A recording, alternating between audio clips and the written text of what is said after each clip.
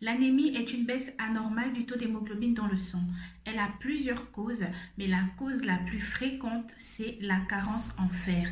Si tu veux savoir comment j'ai découvert que je faisais de l'anémie et quels sont les moyens que j'ai mis en place pour pallier à ce problème, je t'invite à regarder cette vidéo jusqu'à la fin parce que ça pourra peut-être un jour t'aider si jamais tu fais de l'anémie.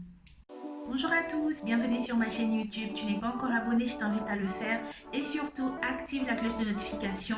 Regarde mes anciennes vidéos, like, partage et surtout, je t'attends en commentaire, d'accord? Je vais vous expliquer rapidement ce que j'ai eu. Donc ces derniers temps, j'ai été vraiment très fatiguée sans savoir pourquoi. J'avais une seule envie, c'était de rester allongée dans mon lit, de dormir clairement. Je ne voulais pas me lever.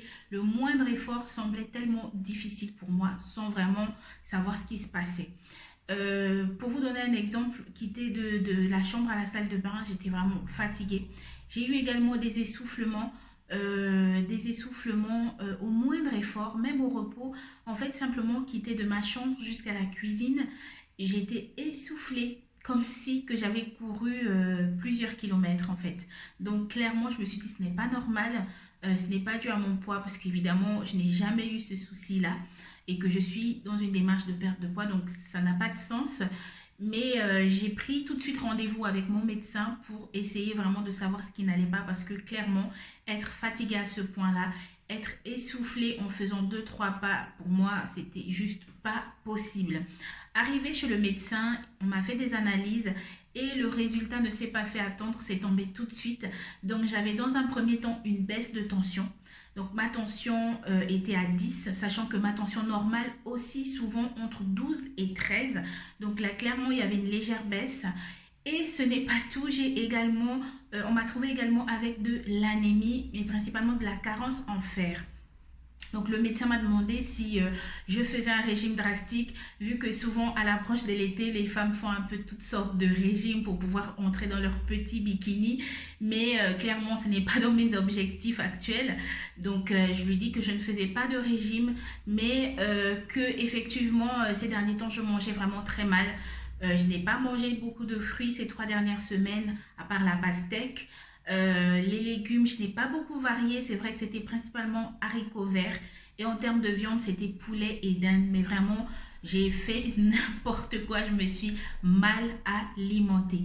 Et du coup, le médecin m'a fait une petite liste d'aliments. Il m'a demandé également de regarder sur Google, sur Internet, parce qu'on trouve pas mal de choses. Donc, de consommer des aliments qui contiennent du fer, qui sont riches en fer. Il m'a également prescrit une ordonnance pour acheter donc des compléments en fer en pharmacie. Donc tout de suite, j'ai obéi, je ne me suis pas fait supplier, clairement. Vu comment je me sentais très très mal, je me suis dit, il faut que je me prenne en main. Donc je suis allée faire des petites courses, j'ai acheté ce qu'il fallait. Donc je vais vous citer tout de suite quelques aliments qui sont riches en fer. Donc ça peut également vous aider. Donc dans un premier temps, il y a tout ce qui est moule, des huîtres, des poulpes, donc en gros des produits de la mer. Ça contient du fer et de l'iode également, donc c'est très très bon pour notre corps. Mais bon, j'en ai pas trouvé. J'espère qu'en allant en vacances cet été au bord de la mer, je pourrai en manger à volonté. Il y a également du son d'avoine. Ça ressemble à du quaker qu'on retrouve un peu en Afrique. Donc c'est aussi très très bon, c'est riche en fer à prendre au petit déjeuner.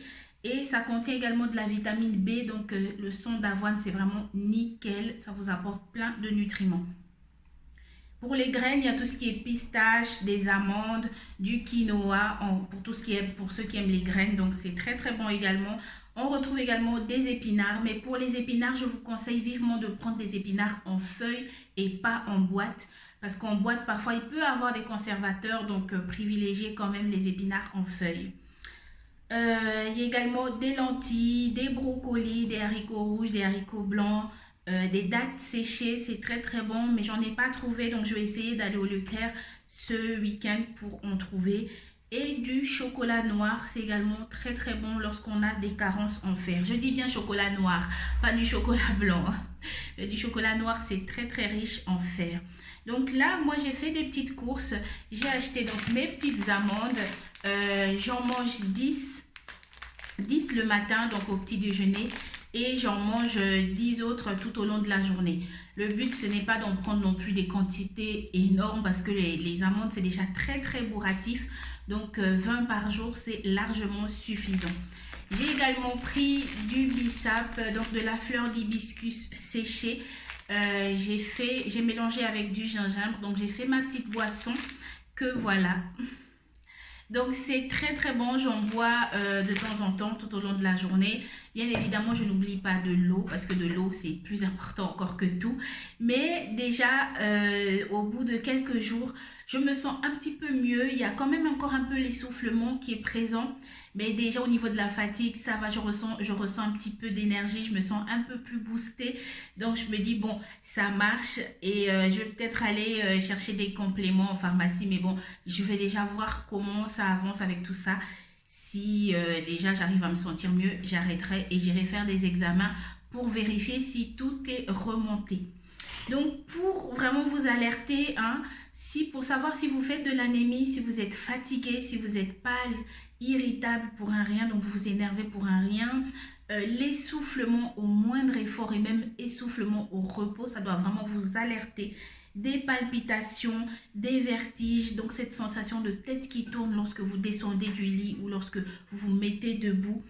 Vraiment, et des maux de tête chroniques sans savoir pourquoi. Vraiment, si vous avez ces symptômes-là, n'hésitez pas à aller voir votre médecin, n'hésitez pas à aller voir un médecin. Ne faites pas de l'automédication sans avoir déjà le vrai diagnostic. Donc, allez-y à l'hôpital pour avoir un vrai diagnostic, pour savoir vraiment ce que vous avez afin de pouvoir vous sortir de là. Écoutez votre corps parce que le corps nous envoie toujours des signaux d'alerte. Le corps nous dit, écoute, là, ça ne va pas, fais quelque chose. Moi, c'est ce que j'ai eu et donc, voilà, aujourd'hui, je fais tout pour me sortir de là. J'espère que cette vidéo vous aura plu et surtout que vous ferez vraiment attention à votre corps. Je vous attends en commentaire si vous avez déjà eu ce souci d'anémie. Qu'est-ce que vous avez fait pour pallier à ça? Je suis à l'écoute et surtout si vous avez des conseils, n'hésitez pas, je suis preneuse. On se dit à très bientôt, je vous souhaite un bon visionnage. On se retrouve bientôt pour une nouvelle vidéo. Bon bissap.